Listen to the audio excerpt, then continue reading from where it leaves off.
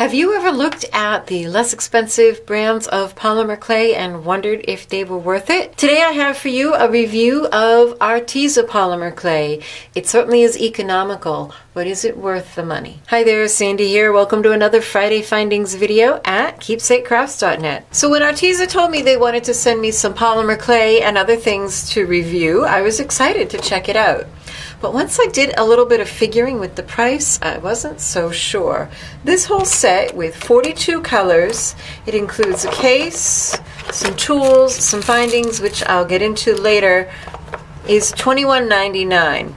Now these 42 colors, you get 28 grams of each. A bar of Premo is 57 grams, or 2 ounces. So this is about the equivalent of half of a bar of clay that we usually buy. And so it's like getting 21 packages of clay for about $1 each, which seemed awfully inexpensive to me and left me with some concerns about the quality. I do like the box. And in fact, I did a little test here. I was concerned about the box not being compatible with clay. There is no recycle number on the bottom. So I stuck a piece of clay on it and left this. This has been here for several days and it seems just fine. So that's good. A viewer recently told me that she had some clay that wasn't compatible with its packaging. Not good, manufacturers. So you get the case. Each case has one divider in it. You know, it's not real high quality at all. But I do love little cases like this that stack and you can put them all together and it's got a handle. So that's sort of nifty. This is obviously geared for kids. You get a package of, dare I say, very cheap findings in here. You've got some of these little cell phone dangles. I've never used them. Little dangles. That looks like a pin that has bent. Oh dear. Yeah, little pin back. Some ear wires. There's 3 ear wires. A clip. A few really poor quality wooden beads. Yeah, you get the idea. It's a package of findings just to get a kid started. There's some eye pins, a keychain. So you get those, and you also get a set of tools. Again, geared towards kids, inexpensive looking plastic tools. Certainly a child could have some fun with these if they were creative and wanted to do things. There are lots of things they can use. And this is nice. This is a fairly sharp plastic piece, so it's nice to give them instead of a blade for cutting. And a ball tool, although it's sort of a shame that it has a seam running through it. You get all these different tools. That one's interesting. Actually, this one I kind of like. I could see using this one. That little clamshell design. That's sort of nifty. You could have a lot of fun with that one. But, yeah, you know, tools. I can see a creative child having fun with these, or adult, having fun and finding something to do with these. But I can also see a really creative child or young person getting frustrated because of the poor quality. My big concern with the inexpensive nature of these clays was that they would be brittle after baking and that they wouldn't hold up well, because that's a common thing when you have less expensive clay. So I did a test. I just picked 4 colors and played with them. I made samples of each one on a thick, medium, and the thinnest settings of my pasta machine. And in the interest of full disclosure, this is my second baking with these. These directions say to bake them at 255 degrees Fahrenheit, 125 Celsius, at 30 minutes per 1/4 inch of thickness, which is pretty common. It's lower than Premo, which is 275, but the thickness indicator is about the same. And I also did a control group of scraps from my clay bin, which are either Premo, Souffle, or Fimo, or a mix thereof. And as I expected, all of these snapped and broke But then what I didn't expect was that my Fimo and my Premo were breaking. I made new samples, baked all of these at 275 because sometimes you just need a higher baking time. And I used my oven thermometer and I really kept an eye on it, and I baked them for an hour. And whenever my oven dropped down to below 275, I bumped it up. So I'm certain these got far more than a half an hour at least 275, definitely 255. So these are holding together actually much more nicely than the previous samples. So that was a surprise to me, was they actually are strong. And I don't know why my red clay here is breaking. I don't know why this one broke. I don't know what's in here. Like I said, they were from the scrap bin. But actually the Arteza one, okay. Yeah. It's pretty strong and flexible though, to be able to bend it in half like that and just have it turn white. And the thinner ones are, yeah, in good shape. I think I could work this. Yep. Let's look at some of the other colors. This green, I've got an issue with this green. I'll tell you more about that in a moment.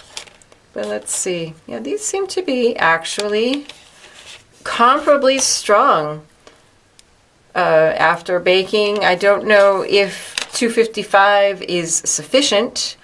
You might need to test it out at 275, and I don't really see any darkening or yellowing. I do bake these in 2 roasting pans, one on top of the other, covering it. So it's a little enclosure which helps protect. I don't really see any major darkening of the colors. So I was pleasantly surprised to find that they actually are stronger and flexible, just like our higher quality clays. But then I started to work with it, and wow, this stuff is so sticky. It just, can you see that? It's just sticky. And it's aggravating. Some of the thinner strips, I had such a hard time just laying them down on the piece of cardstock to make the sample for baking. They were just so aggravating and sticky. I've been polymer claying for a while, so I've cultivated a touch. You have a light touch with it so that you don't leave excess fingerprints. You don't hold it like this. But look, oh my goodness, let me try that with, yeah, see, very huge difference. And deep fingerprints here, hardly any here. It's just sticky. And this green is weird. I pulled some off the bar and just started playing with it a little in my hands, manipulating it in my hands, and I noticed all these bubbles. I think those are from my fingers. Bubbles like these and weird things in there. And I didn't think I had been handling it even long enough to have introduced that many air bubbles. So I sliced a piece off, that's this one, ran it through my pasta machine on the thickest setting once. No folding, no manipulating, no twisting. And it has got, I don't know if those are air bubbles or just these weird inclusions. I know they have a metallic in here, at least one. There's the gold with the mica. And just to be sure, I wanted to double check and see if there was any, if it was on purpose, if they had put something in it that made it do that, although I don't know why they would. It's quite unattractive. It just looks like a multitude of air bubbles. And looking at these colors, so I don't know what is up with that. But this clay is so sticky and so frustrating to use. It's just really hard to manipulate. And I'll give you an example. I make a lot of fantasy things, fairy things, and I make a lot of little leaves. So I'm pretty experienced at this, and at the light touch that you need to have in order to, not mash them, but get nice shapes. Oh, where's my tool? I'll use one of the tools. Okay.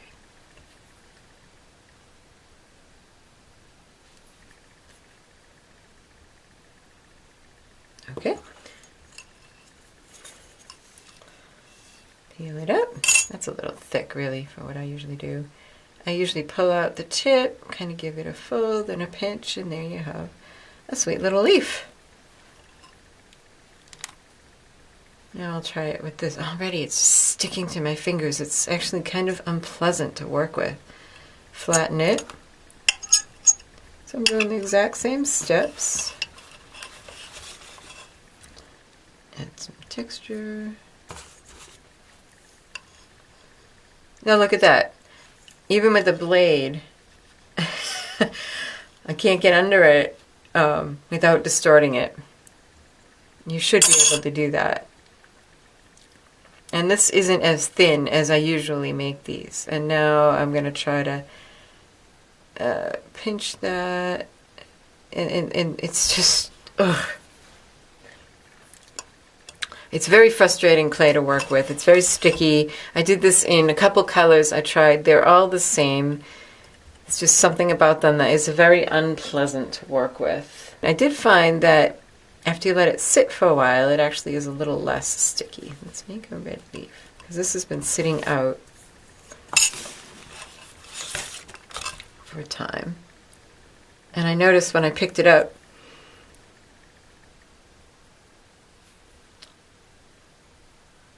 that it didn't feel as sticky as it had before. Even so, just trying to shimmy under there without distorting it, and it gets distorted, and I didn't have any of that problem with the other clay, and just trying to handle it enough to it just doesn't behave.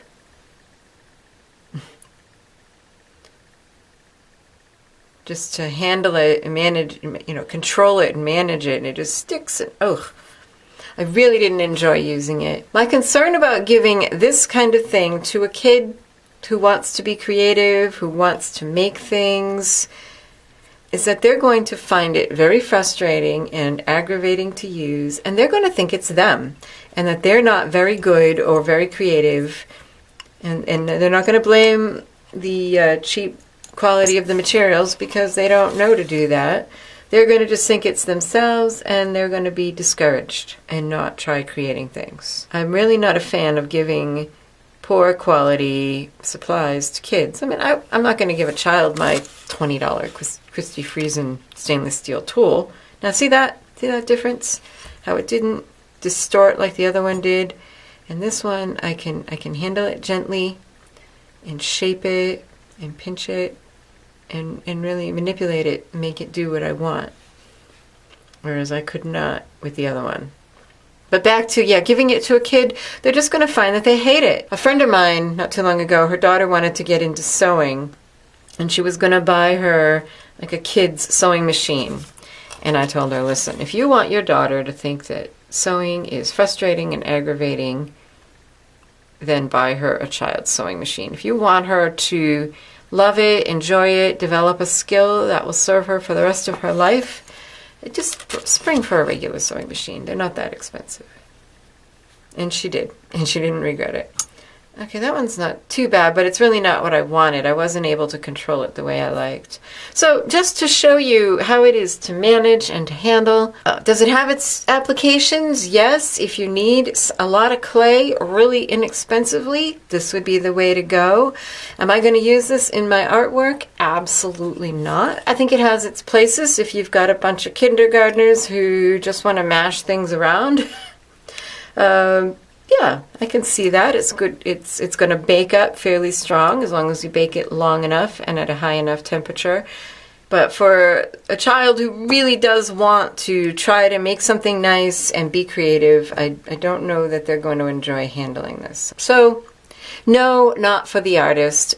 For some kids, yes. So I hope you found this review helpful. If you've tried these clays, let me know what you think and what you would do with them, or if you can think of a good use for a clay that bakes up strong enough but is pretty sticky and unpleasant to manage. I'd be interested in hearing your suggestions because I've got 42 packages of it. So if you're interested in the supplies, click on the little eye in the upper right or the link in the description box. That will bring you to my blog post where I always have a supply list. So be sure to subscribe if you haven't already. And if you find these reviews helpful, take a look at my Patreon page where you can get bonus tutorials every month. Happy creating. Bye-bye.